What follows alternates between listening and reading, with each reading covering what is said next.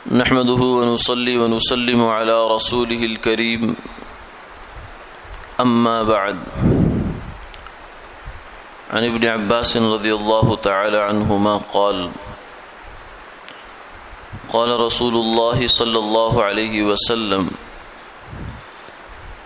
من أصيب بمصيبة بماله أو في نفسه فكتمها ولم يشكها إلى الناس كان حقا على الله أن يغفر له أو كما قال عليه الصلاة والسلام۔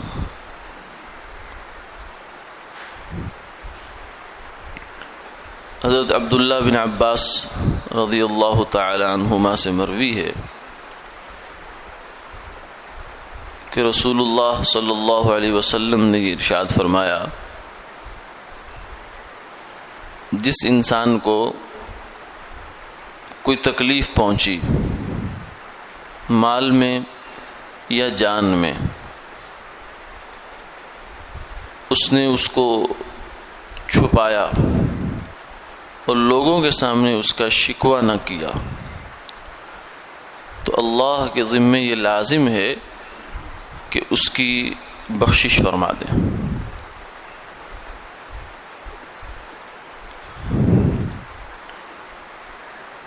کسی تکلیف کے مال میں پہنچنے کا یا جان میں پہنچنے کا دو مطلب ہو سکتے ہیں۔ ایک یہ ہے کہ مالی نقصان ہو گیا، یا کوئی اس کا جانی نقصان ہوا، جیسے کوئی جانور تھا وہ مر گیا، یا کوئی عزیز رشتہ داروں میں کوئی ایسا حادثہ واقع ہو گیا، یا اپنی جان میں یعنی کوئی بیماری وغیرہ اس کو ایسی لگ گئی اپنی ذات میں، اپنے جسم میں، جو ایک تکلیف کا باعث ہے۔ فَكَتَمَهَا، لیکن اس شخص نے اس کو چھپا دیا۔ لیکن یہ چھپانا شریعت کی نظر میں اس وقت ہے جب اس کو چھپانے کی اجازت ہو اور چھپانے کا فائدہ بھی ہو، اور لوگوں کے سامنے اس کا تذکرہ نہ کیا۔ کیوں؟ اس لیے کہ لوگوں کے سامنے تذکرہ کرنے کا کوئی فائدہ نہیں تھا، سوائے اس کے کہ لوگ بس ہمدردی کا ایک آدھ کلمہ بول دیں گے زیادہ سے زیادہ، ورنہ کوئی عملاً فائدہ نہیں ہوگا۔ تو ایسی تکلیف کو، ایسے شکوے کو اللہ تک ہی رکھنا چاہیے انسان کو۔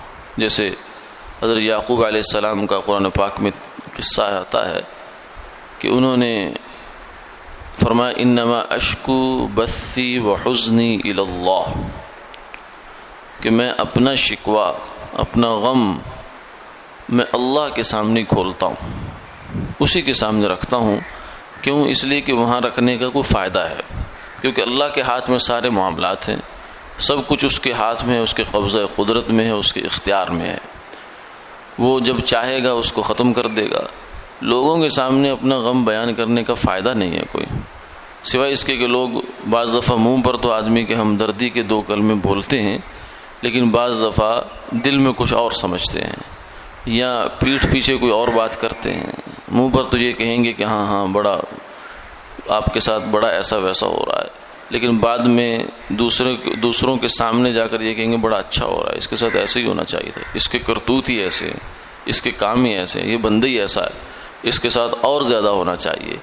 تو اس میں مزیداری نہیں ہوتی، بلکہ یہ آدمی کے لیے اور زیادہ تکلیف اور پریشانی کا باعث بن جاتا ہے۔ آدمی اپنا دکھڑا اس کو سنائے جہاں سنانے کا کوئی فائدہ ہے، جہاں سنانے سے انسان کا غم ہلکا ہو جائے گا۔ اس کے علاوہ بات جو ہے وہ لوگوں کو سناتے رہنا کہ مجھے ایسا ہو گیا، مجھے یہ بیماری ہو گئی، مجھے یہ فلاں مسئلہ ہو گیا، میرے کاروبار پر یہ مسئلہ آ گیا، پھر ایسا ہو گیا، پھر ویسا ہو گیا، ان چیزوں کا لوگوں کے سامنے کھولنے کا فائدہ نہیں ہے، بلکہ لوگ جب بھی کوئی پوچھے تو بس اس کے سامنے یہی کہ الحمدللہ۔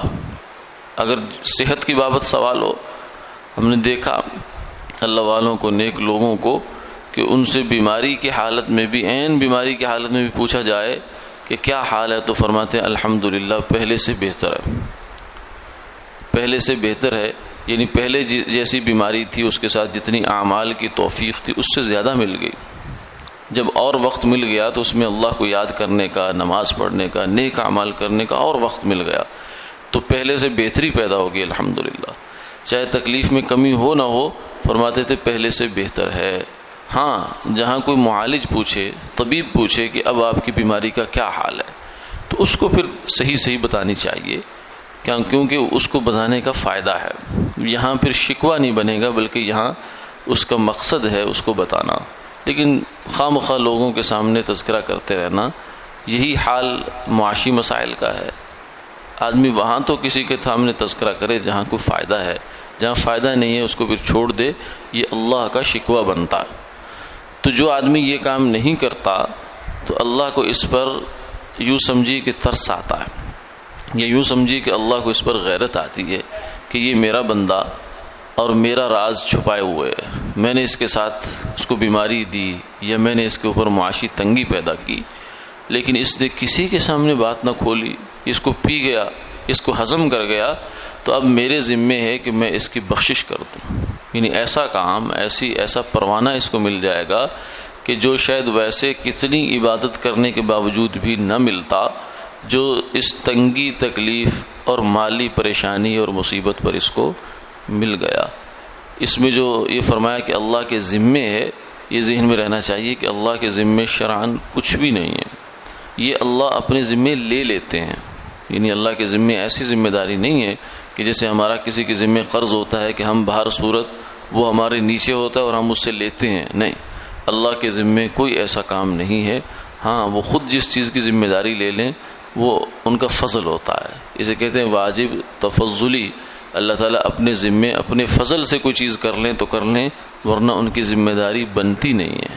اللہ تعالیٰ عمل کی توفیق عطا۔